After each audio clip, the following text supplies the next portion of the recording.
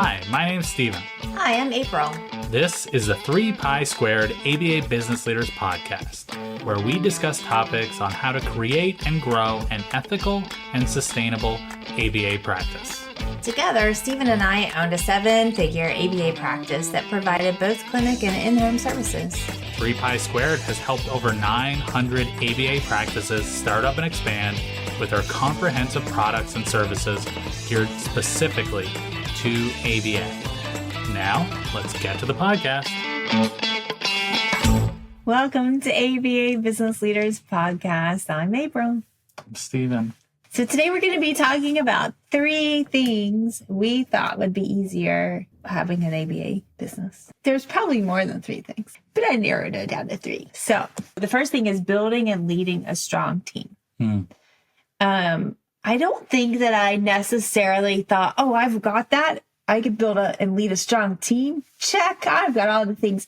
I didn't even realize, it wasn't on my list of things to do. Right. Like it didn't even occur to me, in the planning that I would be in that position. Right. We've talked before about mission and values and all of that stuff. Right. And we're not going to get into that, major today, but I didn't do that. We didn't do that when we started. No. Purpose, we're providing ABA services, yes. Right? And there wasn't a question in my mind that I wasn't going to provide quality services. Right. I wasn't I'm going to get out there and do good enough, or I'm going to just get by, or it wasn't even a thing that I felt like I needed to. Yeah, it was obvious. State. Yes. Yeah. Right. We're going to start it. We're going to help more kids. Mm-hmm. The end, right? Yeah. We're going to help more families. Mm-hmm. I don't know. I guess I just assumed that our passion and our drive and my knowledge and joy and love of working with kids and families and your ability to, it's not that you had ever started a business before at that point. It's not you were oh, I know how to run a business, but you worked in businesses before, and you had you had in startups, right? And you had knowledge of some of this the processes and the general idea, and you had ability to research. You're curious, so you had ability to research what was needed and stuff, right? I was doing the direct services, and I knew how to do direct services, and you were okay, well, we got to bill these people. This is for insurance. We did the thing. I'm oh, okay. And then it was okay, well, maybe we should hire somebody. And then it was, okay, well, maybe we hire a couple people. And then it was a very random. We just wing it. We were just winging it. Of course you do it this way. Yeah. What else are you supposed to do? And then before I know it, I have a team of people working with us. And did I ever once in that beginning consider myself a leader? No, I don't I wasn't that intentional about any of it, right? We're okay, well, I'm going to hire some people and I'm going to train them how to do what I do, or maybe they already know how to do it good. We'll figure this out and we'll provide services. Of course, that was my focus, was providing the services, and I had no question in my mind that they were going to be quality services. Of course. But what I wasn't expecting, really, wasn't on my radar, was the people that I work with. We don't all just share the common work ethic and values and emotional investment in this. For me, it was my company, our company, it was our thing. For our staff, it was their job. Now, not saying we had some amazing staff who were very passionate and poured so much into working with us, but there's a difference, right? And that never occurred to me. It wasn't even a thing. It wasn't even that I thought it would be easier. It wasn't even on my radar that I was going to be a leader of staff and that it was going to be my job to form the workplace culture. And so we just kind of, as things came up, we handled it, and we learned.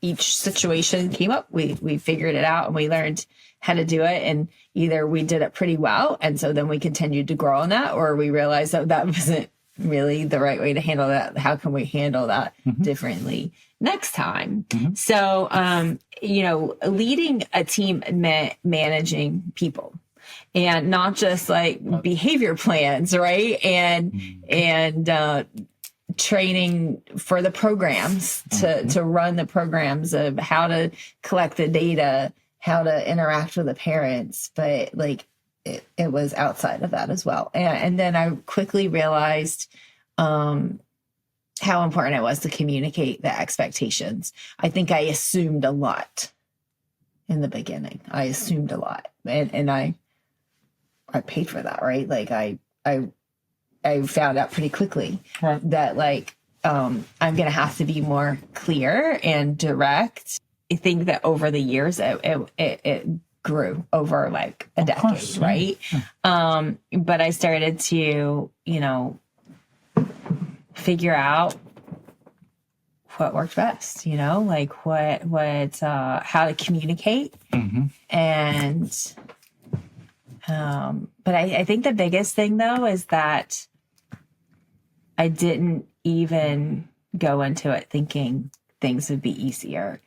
That whole management piece, especially, I didn't even know it existed. Yeah, I think that we talk to a lot of people that say, I don't know what I don't know. And I think that if you have just been a BCBA your entire career, you're going to be saying that quite often. I don't know what I don't know. Well, and so I didn't, when I came into it, because this was before the mandates, right? And this was the BACB, like it wasn't commonplace yet, right? You could just be you could be a behavior specialist, right? You could have training from certain consultants and things like that to be able to do the work. And so I had worked in teams before. I had worked with other people on like behavioral teams before, but and I had done like the management for a child's programs and stuff like that, and put that together.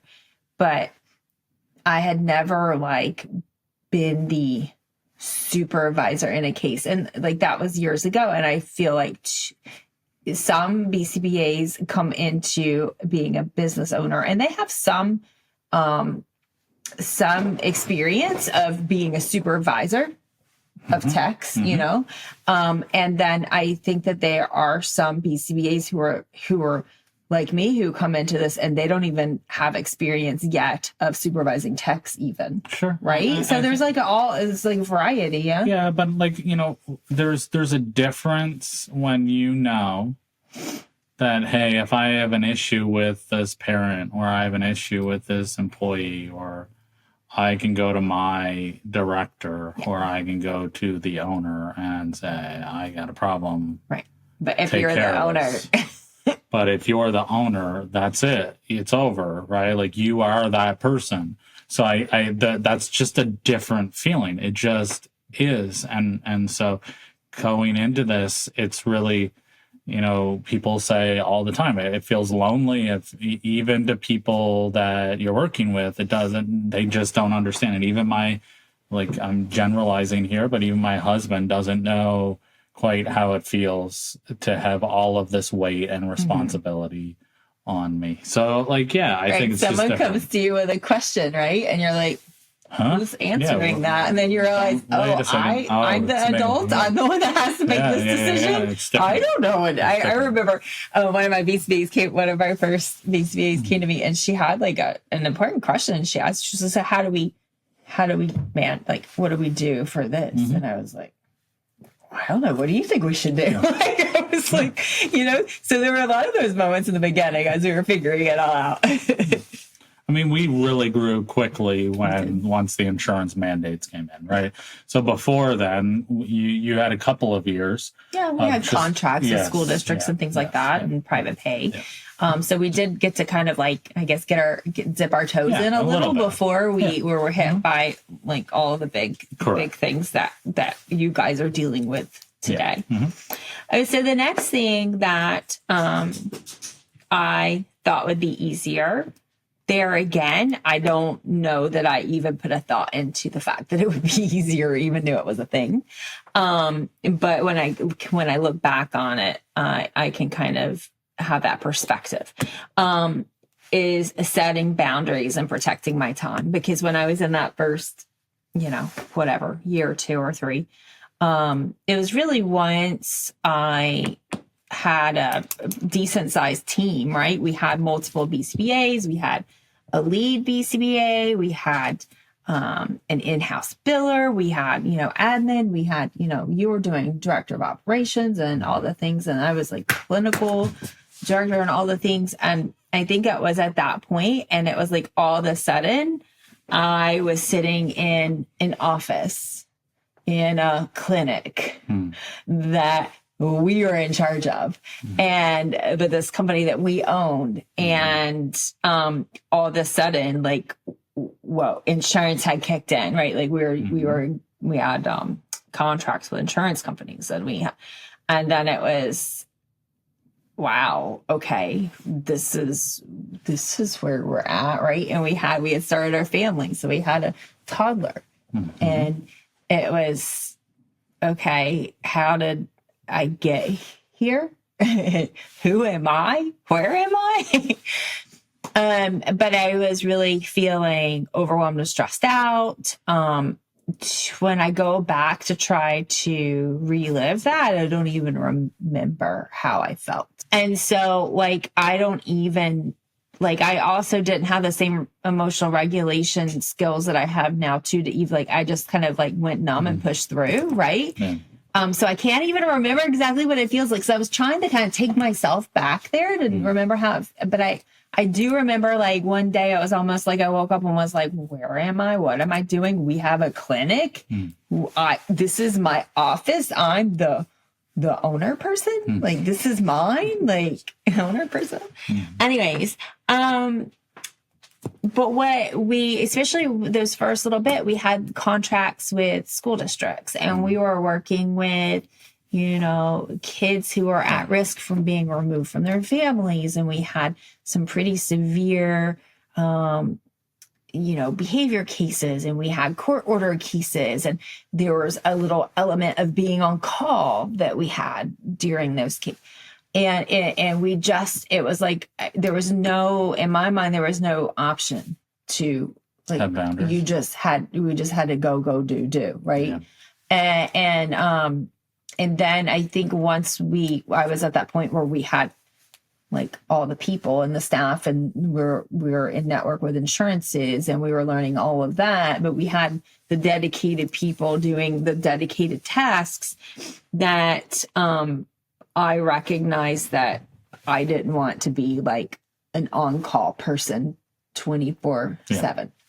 And so I set my first boundary, and I didn't clearly communicate it. I wasn't super intentional in it. It was for sure a reaction. Yeah. But I decided when one of my BCBAs texted me, I don't even know what time it was. I don't know if it was 5 o'clock or 8 o'clock PM. I don't know. But I was at home. I think I was cooking supper, feeding my child, something like that. And I got a message, and I just didn't respond.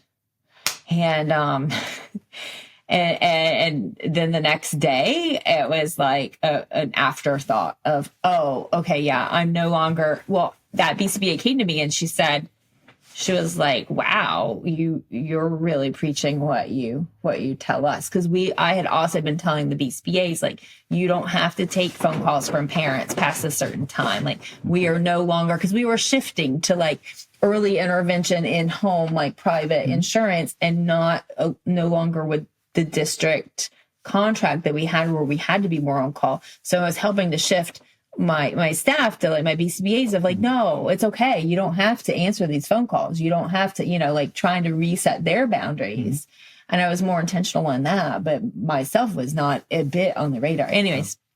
And so she came to me the next day and she was like, wow, I see what you did there. You're like showing us how to set boundaries. Like you're modeling for us. And I was like, oh yeah, that's what I was doing, but it was a pivotal moment within my journey of then realizing, okay, what are my boundaries, and setting them. And, of course, knowing where the flexibility can be, but also being able to communicate that clearly to my staff, communicate that clearly, understand for myself, right, of why I did those things. And I think that was probably the beginning of like coming up with values, even though I didn't know what values, like I didn't have that concept, and I wasn't necessarily calling it values, but really what I want this company to look like, how we want people to treat each other, how we want, things moving forward. And that's when we started looking at like, okay, we need to focus on providing quality services, because then you have different people from different walks of life and different training backgrounds and different expectations all gathering to start working together as a team. And so that was just kind of that next step. Boundaries for me were setting boundaries with myself. I wish I could have put in place, and boundaries about us. Yeah. Because I know there are a lot of ABA business partners where the BCBA is doing what you did, and then the husband, and again, I'm generalizing here, so maybe I didn't get this 100% correct, but I got it 80% correct. Where the spouse is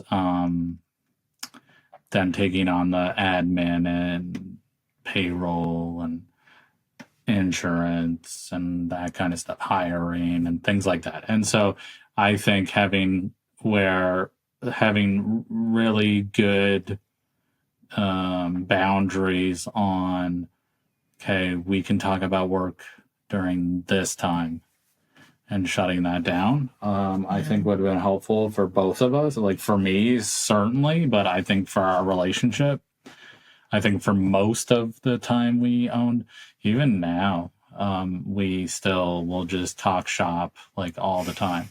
So maybe we should set those boundaries even for our own company right now. Like when it's like, okay, we're done talking about work. No.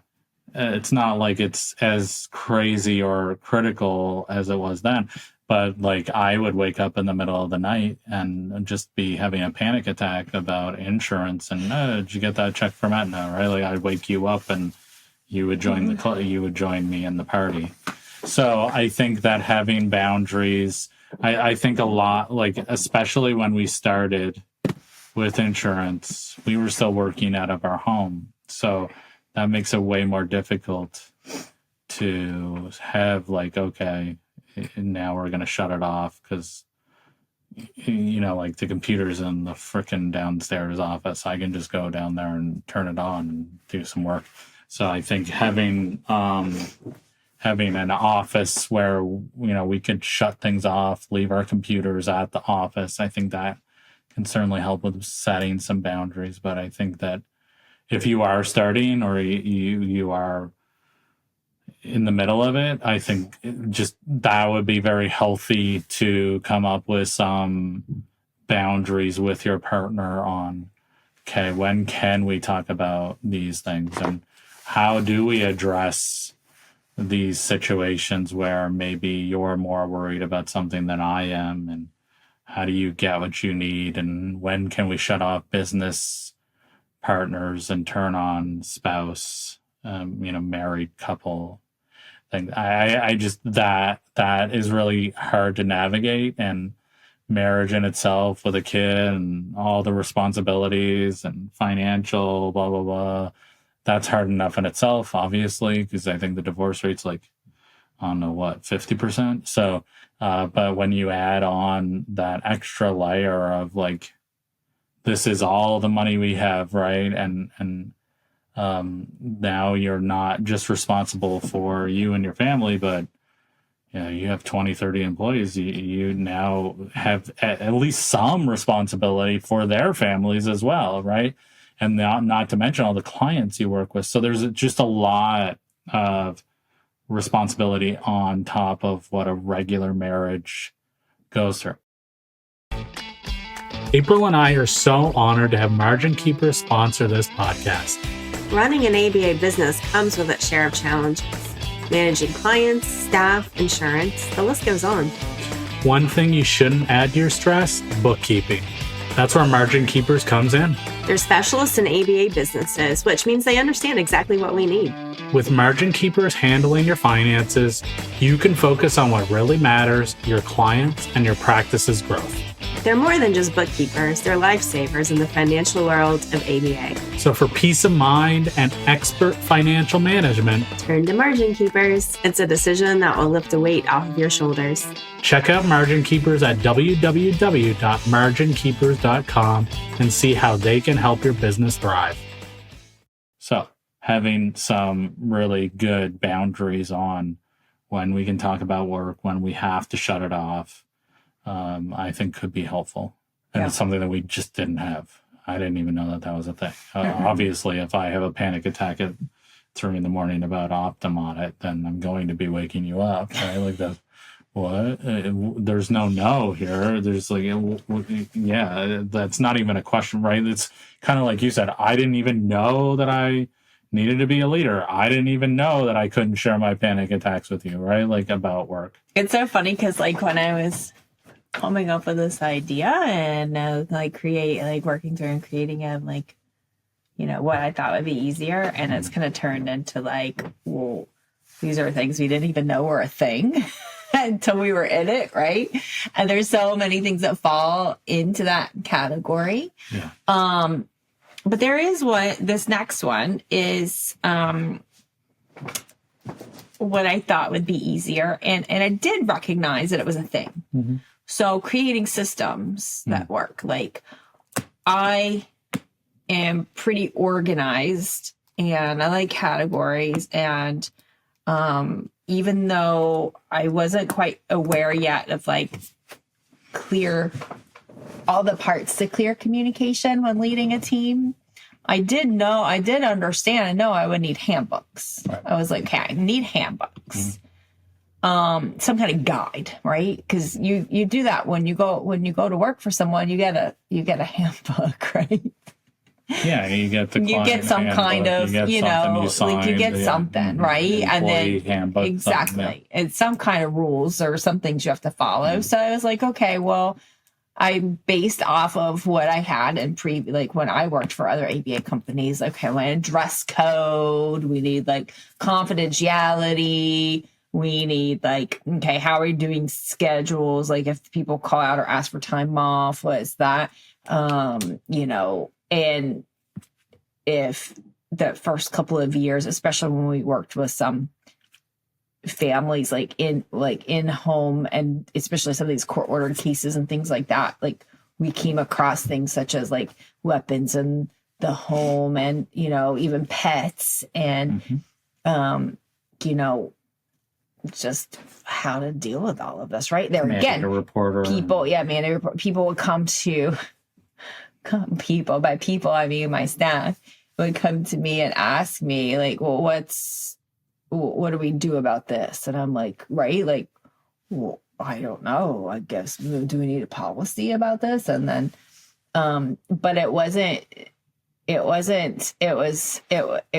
something that I ever dreamed of would be as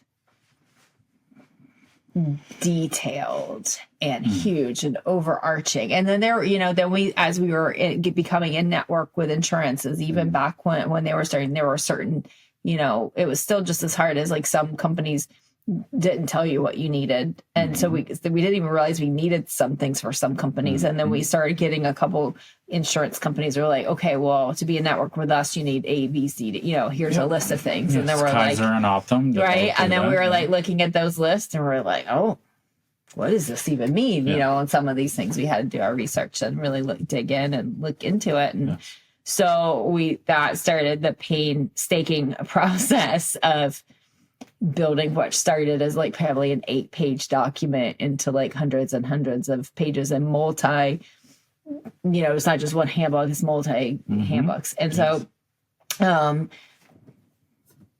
it's like your wonderful husband came in. That is 100% where you were learning the ropes of insurance and, because I probably would have given out services for everybody for free. Probably. And then we still needed, as had growing staff, we're like, we have to pay these people.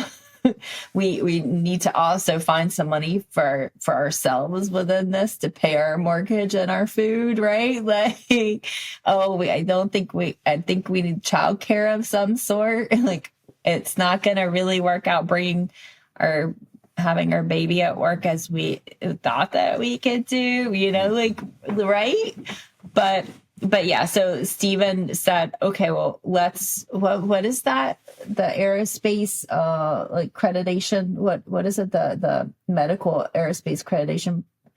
Oh, well, there's so it's ISO. And you have NADCAT. Yeah. So he had like so much experience with this stuff. And so for him, he's like, oh, well, let's just make a quality management system. And so that's what we started doing. And I was like, oh, it's kind of like a task analysis for stuff, right? Like, okay, we have our behavior programs and we have our how to do things programs. And really, if I remember correctly, we just started adding things as issues came up. Oh, this issue came up. Well, we need something for it. We need to put in. Now, that being said, like there was also like the list from insurance as we were learning then we started looking into what those things meant, and we started doing research, and that's really when the meat of it really started to take hold, right? You're really working through those parts, and it became known to us that, hey, this is going to be a thing. This is going to be a big part of us running our company. We need all of the operations, and we need the systems, and we need the procedures, and we need them spelled out. We can't just have them in our brain. We can't just communicate them to our staff. We need to have them in writing, and we need to train on them, and we need to have them available. And then Stephen, one day I walked in, because this is actually when we were still working out of our home. Yeah. And we didn't see kids in our home, but our staff would come in for like meetings or for prep time and things like that. And Stephen's like printing off all of these. Remember that? You're printing off all the like posters, right? Workplace posters. And you're like, we have to put these up somewhere where staff can see. And I'm like, in our house? Yep. And you're like, And so we had to post those posters for staff to see. And, it was just like, one thing, like that's like really where it started to feel like, oh wow, like we have to make a real company here. I think that like you have to look at risk, and your job, just like I say, when my job as a director of operations was to remove barriers, leadership, they have to reduce risk as much as they humanly possibly can, right? Our job is also to mitigate as much risk. And so my previous work experience was like doing processes, simplifying them, making them repeatable. And the idea that was taught to me was there are two major things. You should be able to take somebody off the street, and they should be able to do this based on the procedure that you've created. And if you get hit by a bus, are we going to be able to do this thing? So those are really important things. Like just imagining your company right now, you get hit by a bus. Who's going to pay your staff? Does anybody else know what system you use or what your passwords are? Right? Like these are things that if you get incapacitated and you are unable to do your job, who's going to take care of these things? Because if you don't take care of these things, you can't pay your staff, you can't bill insurance, then your kids are not going to get services. So all of these things have to be looked at. And so my thing is failure mode. What is it? Failure mode effects analysis, FMEA. You just kind of, okay, this is what we're doing. Let's list out all of the ways that this could go terribly wrong. And then we rank order them, right, based on likelihood and impact. And then you start making processes and procedures. Yeah, I mean, that's kind of my thing. As boring as you may all be falling asleep at this moment. This is what I do. This is what I enjoy doing this. My brain, right? Like it goes to what are the most terrible, tragic things that could possibly happen in this situation? Well, what can we put in place to at least try to reduce or mitigate these things as much as you possibly can? And then we move forward. The most important policy, in my opinion, I mean, there's lots of important, but like the one that you want to really have a good understanding about, because you're going to run into this more often than any other thing, in my opinion, is what do we do when we don't have a policy, right? Like, what do we do in that situation? How do we make sure that, okay, this crazy situation has happened. Who do I need to reach out to? Is this a billing issue? Is this an accounting issue? Is this a operations issue? Is this a clinical issue? Is this an ethics issue? How do I know what issue this is? And then who are my go-to people to help me figure out how we're going to navigate this? How do you then implement this plan? How do you distribute it to all of your staff so that they all get trained on it, or all of your clients get the right information? You know, like, this is something that you really want to have a good understanding of, because you're gonna have a lot of one-off policies. Like, I didn't think that was gonna happen, right? Like, so having a really good system in place to work with that, I think, would be very helpful. So, I mean, this is, our handbooks are one of the most popular things that we have. I've seen people, I've seen people on Facebook, and you do you, like, try ChatGPT, see how it works, right? But like, I know I can't, like, I can put a prescription into GPT and say, hey, does this have any side effects? And it says, no, it's got no side effects. And then you go on Google, and obviously there are side effects, right? Like, it is very confident at telling you the exact opposite thing to do. And I had a customer just recently come out and say, yeah, I tried this in ChatGPT, but I wanted to see your stuff. I don't know. I think I can do this myself. And then we went through the laundry list of policies and procedures, and he started looking at them, and he was like, oh, okay, forget it. Like, I'm not doing this. And because it is overwhelming. There's a reason why people buy our handbooks. It's not because they're just getting them to get them, right? It's because like even not insurance as far as who you're billing, but like insurance for your professional liability, your workers' comp, your general liability. They also have requirements of you. And if you think that your professional liability is going to cover you, if you're not following like state and federal law, do you think they're going to cover you? Good luck, right? Like, if you're doing something with workers' comp and you're providing an unsafe work environment because you're not following guidelines like OSHA, or they, a lot of insurances have parallel policies that look a lot like OSHA, but because you don't have as many employees, they put them in their contracts, so you have to follow them. So if you're not meeting those standards and you're just going like we did for many years, like there's a lot of risk out there, right? And so that's why I coin our handbooks as the largest ABA business collaboration in the country, right? Like we work with over 1,000 ABA practices that use our handbooks, and we are constantly getting feedback from our customers. Say, hey, you should add this. Hey, you should change this. We're working with all of the funders, making sure that we have their latest requirements in. We're working with accreditations like ACQ and BHCOE to make sure that we're meeting their standards. So it's just a lot to deal with, and you have a limited amount of time.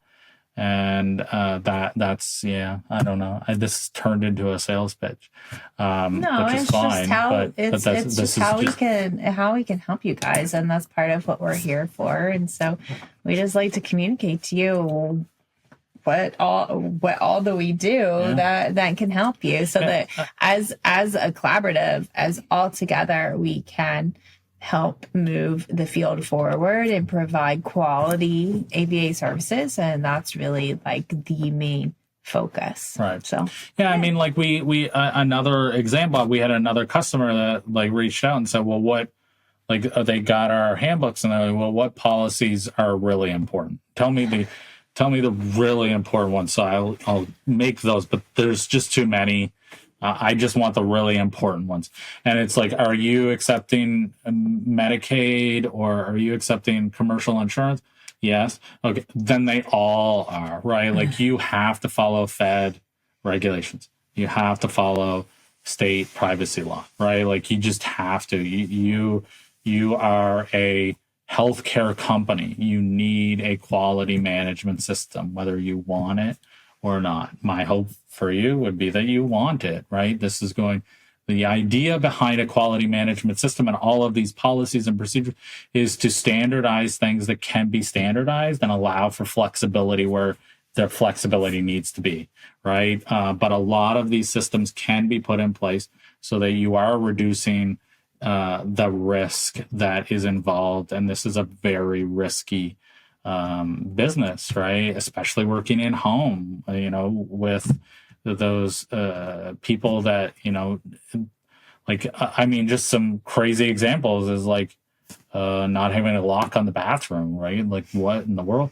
Or working with super friendly dogs, but they jump up and they nip and, they scratch your stuff, right? Like these are just things that you have to deal with on a regular basis. And even things like, again, a lot of people miss this, but I assume, expecting your staff to clean the toys that they work with, right? From client to client. And this is chemicals that they're working with. And what if they get them on their skin the wrong way, or they get them in their eyes? How do they safely remove this from their person? Like these are things that you are required to have in place. So it's just, there's a lot, right? And so that's where I think that we come in, is to hopefully simplify some of this and give you those templates so that you don't have to, again, I don't know what I don't know, right? And so if you don't know 50% of the policies that you need, then that's a lot of risk that you don't even know is like right in front of your face. Do you know what I mean? So this is where we can help you with that visibility. That's it. That's all I got. There's a lot, but it doesn't have to be super overwhelming. It can just be mildly overwhelming. So anyway, we're here. We can help. Yeah.